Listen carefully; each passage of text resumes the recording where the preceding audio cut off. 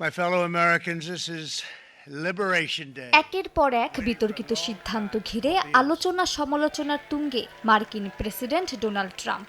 কখনো আদালতের রায় অগ্রাহ্য, কখনো আবার সংস্কৃতি কেন্দ্রের বোর্ডে নিজেকে বসিয়ে দেওয়ার সিদ্ধান্ত নেন তিনি। ক্ষমতার অপব্যবহার করছেন ট্রাম্প, এমন গুঞ্জন উঠেছে। তবে ট্রাম্প প্রশাসন দাবি করে আসছে দ্বিতীয় মেয়াদে প্রেসিডেন্টের জনপ্রিয়তা বহুগুণে বেড়েছে। যদিও বার্তা সংস্থা রয়টার্সের জরিপ বলছে ভিন্ন কথা। বার্তা সংস্থাটির দাবি ট্রাম্পের জনপ্রিয়তা কমার পাশাপাশি তার উপর মার্কিনদের আস্থাও কমেছে। 6 দিনের এই জরিপে ট্রাম্পের অনুমোদন হার 42%, যা তার নতুন মেয়াদের সর্বনিম্ন। একই ইস্যুতে জানুয়ারির জরিপে এই হার ছিল 47%। জরিপ অনুযায়ী 83% যুক্তরাষ্ট্রের নাগরিক বিশ্বাস করেন সন্তুষ্ট না হলেও আদালতের রায় মানা প্রেসিডেন্টের কর্তব্য। আর 1/3 রিপাবলিকান সহ 57% উত্তরদাতা বলেন বিশ্ববিদ্যালয়গুলোকে রাজনৈতিক মতভেদ দেখিয়ে তহবিল বন্ধ করা উচিত নয়।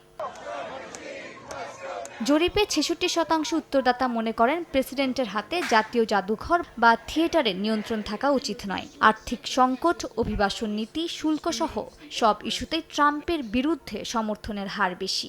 অভিবাসন, যেটি তার সবচেয়ে শক্তিশালী ক্ষেত্র, সেখানেও ট্রাম্পের সিদ্ধান্ত নিয়ে অসন্তুষ্ট 46% মানুষ। জরিপে সবচেয়ে তাৎপর্যপূর্ণ তথ্য, 75% উত্তরদাতা মনে করেন ট্রাম্পের তৃতীয় মেয়াদে অংশ নেওয়া উচিত না। এমনকি তার নিজের দল রিপাবলিকানদেরও 53% এই মতের পক্ষে। মালিহা সুহরাওয়ার্দী, সময় সংবাদ।